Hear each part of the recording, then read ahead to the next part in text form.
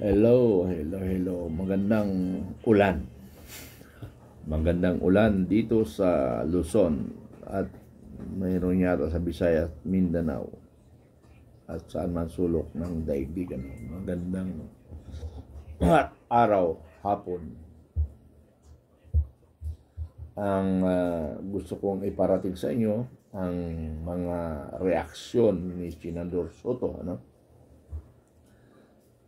Tingnan natin yung pagkabitirana ng Senador Soto na naging idol ko, pero para bang nalilihis siya because of politics. Pakinggan natin.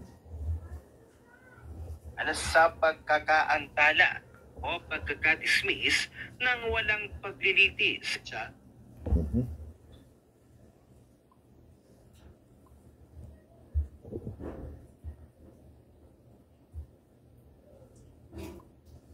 Ng pagsisimula po ng Senate impeachment trial and bakit yan sumasabay na naman to?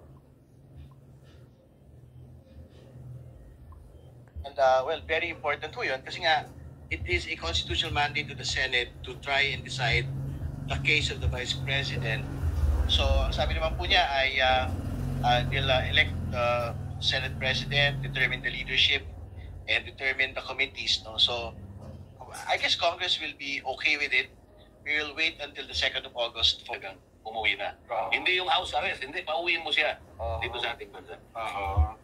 So pinagdideklara ko na para lang malaman ng hindi ko sabihin, nice. Mapagtalunan. Bakit ko ginawa yun? Sa Lunes sigurado may natin yun. File ng bill. Resolution po ba sa ito? Pakinggan natin ang mga kontrabida. Yes. Good morning mga kasama. Nandito na naman si Kuya Gus nagbabalik. At syempre kung hindi ka pa nakasubscribe sa ating channel, subscribe na lang po at hit mo na rin yung bell para lagi kang updated sa ating mga video. Ano meron ngayon? Bibi Sara na sa Australia at meron hong mensahe. Meron hong mga paliwanag. Dapat kayo maintindihan. Talagang ganun talaga. One day at a time. Isang beses, ang araw, parang ganun. At ano ang sabi rito? Parang talagang nakatutok talaga siya sa ito. Gusto talaga nalang maimpis si Bibi Sara. O yung bago na, yung tumutulig dito sa Dolomite, maimbestigahan daw. Siya rin yung pinakaboses ngayon. Magkano kaya, sabi na Aling ni Desma. Kasi bukod tangi, siya ang nagbibigay boses. Ngayong panahon na ito, hindi pa natin malaman kasi wala pa yung pinaka-umpisa. Kasi pagkatapos na SONA, dyan sigurado magbabakbakan na. Dahil meron pa tutsara rito na sa August raw, di umano, sisimula na yung trial. Wow, sabaw. Talaga ba? Ganun ba? Sino nagsabi niyan? Baka kayo lang. Simulan natin dito. Title, Bibi Sara impeachment, uunahan ni Totoy Olokoy. Atat, Atat na atat, ang may puting buhok, Papasok.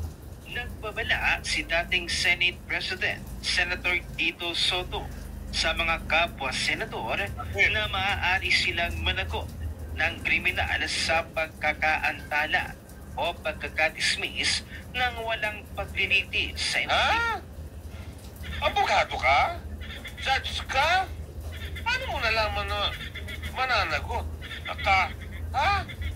Sinabi na nga yan ng mga ibang magaling na abogado, kung walang jurisdiction, kung walang sustansyang ebidensya, pwedeng i-dismiss ng mga senador. Diba? Ano pa ang gagawin mo kung yung jurisdiction hindi na nga nakapasok sa 28th Congress? Kung sa 19th Congress tapos na lahat, sige, sabihin natin, i-refile nyo. Bawal din. Diba? Tapos na nga At kung i-refile nyo man, may 1-year ban. Hindi mo ba kaya? Hindi mo ba maintindihan? Ito na naman tayo Para tayong grade 3. Impeachment case.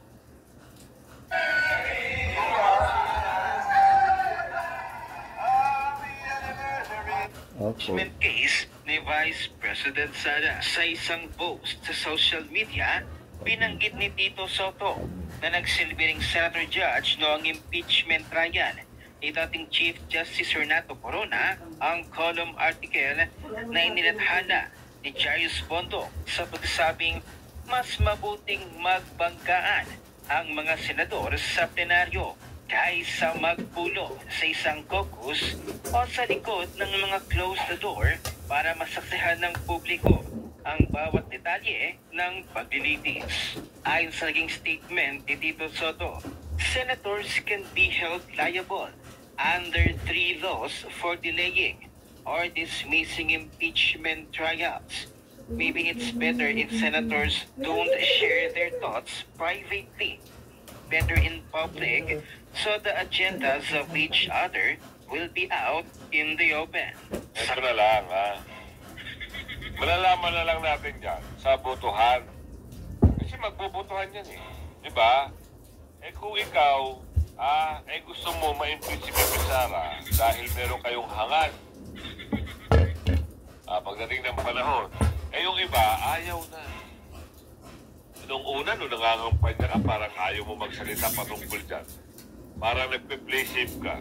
Tama, Ngayon, tama. ito na, nanalo ka, nagulat kayo sa bayanan, bakit nanalo? Ito na, meron kang panat ng bogi na naman. Mga kasama, ano sa palagay nyo?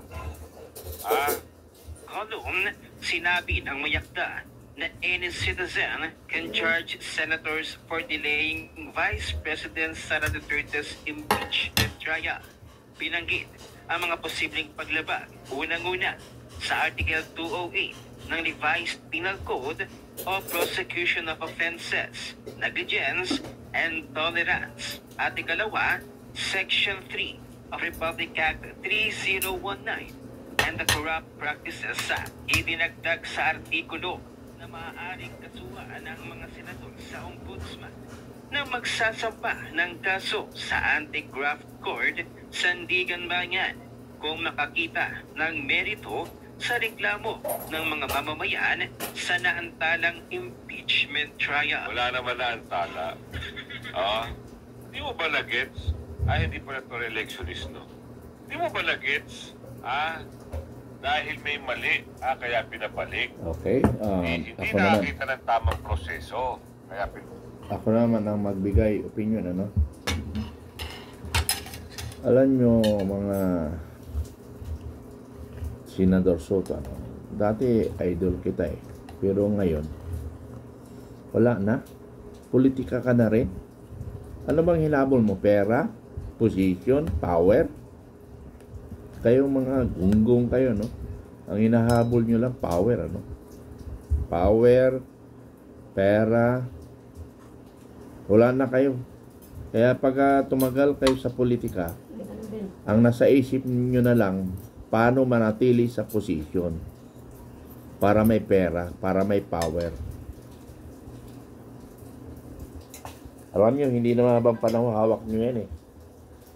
Kaya sana nananawagan ako sa lahat ng mga dati kong kasama sa gobyerno. Hindi habang panahon nasa gobyerno kayo. Mas masarap pa nga ang civilian kasi nga may karapatan. Lahat tayo pumuna sa lahat ng nangyayari sa gobyerno. Kung nasa gobyerno ka kasi, parang lalo na sa militar, hindi ka makapagpuna ng mali. Pero ngayon, nabulalas ko lahat ang nakikita kong mali sa gobyerno. Unang-una yung corruption. Pangalawa, yung pag-aabuso nyo sa kapangyarihan. Kung maintindihan kayo mga kaibigan, ano. Pero anyway, ganyan tayo eh. Pero sabi ko nga, ang pag-aabuso at pagkukurap sa kabanang bayan, yan ay tinotolerate ng isang pamilya. Kasi kung ang isang pamilya na matino, hindi nangyayari yan. Dahil isa sa miyembro ng pamilya magbabawal sa mga ganyang gawain, especially the corruption. Dahil nga nakikinabang kayo, hindi kayo pumuna. So, yung pamilya natin is walang iya. walang pagmamahal sa bayan. Wala sa puso ang pagsiservisyo sa bayan. Tandaan nyo mga kaibigan. Tandaan nyo. Wala sa puso nyo ang pagsiservisyo nyo. So yun lang. Maraming salamat. Maraming salamat. Senador Soto, magising ka sa katotohanan. Huwag kang maging sakim sa kapangyarihan. Isa kang artista, pinibigyan ka ng pagkakataon ng taong bayan. So umasta ka na binigyan ka ng power ng taong bayan. Maraming salamat.